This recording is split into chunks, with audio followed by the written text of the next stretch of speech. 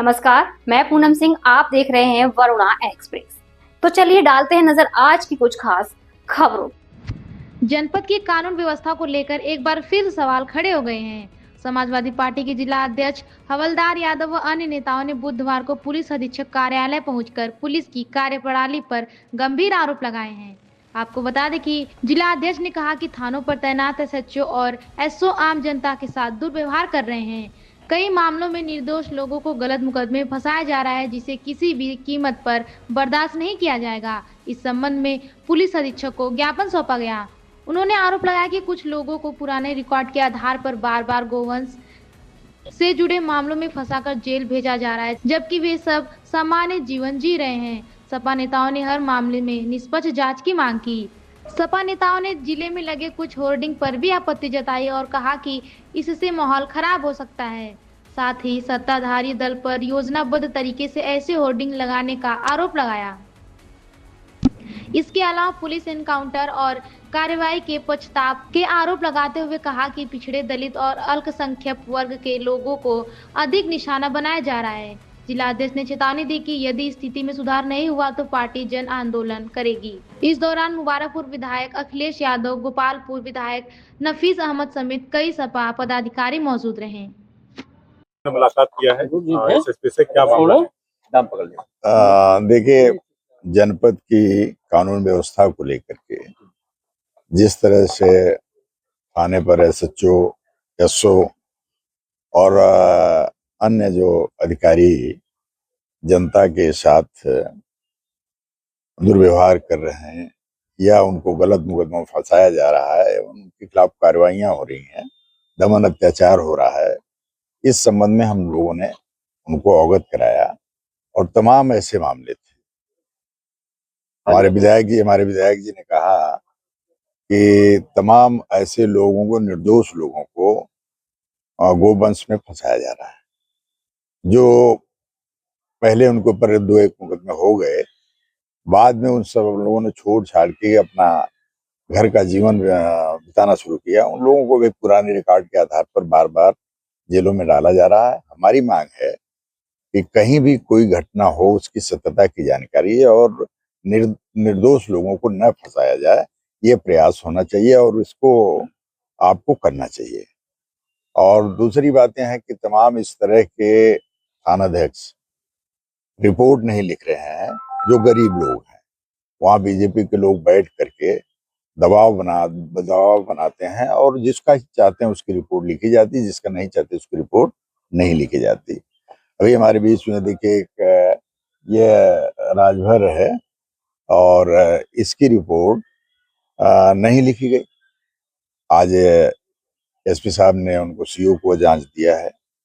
तो निश्चित तौर पर ये प्रशासन, पुलिस एक तरफा कार्रवाई कर रही है। जिले भर में और हमारे सपा सुप्रीमो के खिलाफ उनको गलत तरीके से दिखाया गया, और इसके विषय में क्या कुछ बात हुई इसको लेकर के? हाँ, इसको लेकर के भी बात हुई कि इस तरह के बातों को आप देखिए, अन्यथा इस जिले में कहीं न कहीं विवाद ज्यादा हो जाएगा और उससे झगड़े फसाद होंगे, कम्युनल राइट्स होने की भी संभावना रहेगी। तो इस बात को अगर आप नहीं देखेंगे तो निश्चित तौर पर आने वाले दिनों में इस जिले में कोई बड़ी वारदात हो सकती है। एक सवाल यह है कि आजमगढ़ में 10 विधायक हैं, 2 सांसद हैं। इतना बड़ा आजमगढ़ समाजवादियों का गढ़ कहा जाता है, वो पोस्टर लगे रहे, देर रात तक लगे रहे, कैसे नजर नहीं पड़ी आप सफाइयों की? नहीं, नजर पड़ी। देखिए, हम लोग कानून हाथ में नहीं लेना चाहते। हम अधिकारियों से कहे, बातचीत करके सबसे हम अभी कानून हाथ में लेने लगेंगे तो हमको दोषी ठहरा दिया जाएगा, हमारे लड़कों को जेल में डाल दिया जाएगा। तो हम तो प्रयास करते हैं पहले कानून हाथ में न लें। मजबूरी अगर आ जाएगी तो कानून भी है हाथ में लेने की स्थिति बन सकती है। तो चिन्हित हुआ कि कौन लोग हैं ये लोगों का चिन्हित नहीं हो पाया। ये तो लोग शायद पूरे प्रदेश में कई जिलों में लगाए हैं। एजेंसियों के तौर पे क्या ऐसा काम किया जा रहा है? हाँ, बिल्कुल। ये भारतीय जनता पार्टी की प्री प्लान और एजेंसी के माध्यम से ये कराया जा रहा है और वह पार्टी कर रही है जिसके आधे से ज्यादा मंत्री, विधायक, उनके ऊपर तमाम मुकदमे हैं। अगर फिर इस तरह की स्थिति उत्पन्न होती है, उस दशा में क्या स्टैंड होगा? तो समाजवादी पार्टी के लोग उसका निराकरण करेंगे, आंदोलन करेंगे, उसके लिए हम लोग सड़क पे आएंगे। एक सवाल और अध्यक्ष जी कि आप कह रहे हैं कि आपके मुकदमे नहीं लिखे जा रहे, जैसे गरीब आदमियों के, आपके नहीं, गरीब आदमियों के, और बीजेपी के क्षेत्रीय अध्यक्ष एक परिवार में मिलते हैं और कहते हैं कि सपा के कहने पर एनकाउंटर किया जा रहा है सपा, तो आप कह रहे हैं उनको और वो कह रहे हैं ऐसे में तो जनता का नुकसान तब तो उनको इस्तीफा दे देना चाहिए। जो कह रहे हैं सपा के कहने पे इनकाउंटर हो रहा है, उनको अपने पद से इस्तीफा दे देना चाहिए, क्योंकि सत्ता उनकी है। हम लोग शिकायत करने आए एसपी से कि हमारे लोगों की बात नहीं सुनी जा रही है, और वह कह रहे हैं सपा के कहने पे इनकाउंटर हुआ, तो उनको स्वयं इस्तीफा दे देना चाहिए। बात बनाने की बात अलग है, इधर ही इनकाउंटर हुए, क्यों और अन्य जगहों पर नहीं गए? क्यों खाली भारतीय जनता पार्टी एक जगह पे गई? इसका मतलब उनके अंदर कहीं न कहीं जातीयता की बू है। उन लोगों को ज्यादा सेव करना चाहते हैं जो उन लोगों के समाज के, परिवार के हैं। पार्टी के नेता, वो उनकी पार्टी के नेता अगर इस तरह के, तब तो और बड़ा गंभीर आरोप है। अगर वो भाजपा के हैं और इस तरह की मारपीट करते हैं, इस तरह के झगड़े झंझट करते हैं, इस तरह की हरकत करते हैं, तो निश्चित तौर पर ये अब साबित होता जा रहा है कि भारतीय जनता पार्टी के लोग अपराध में लिप्त हैं।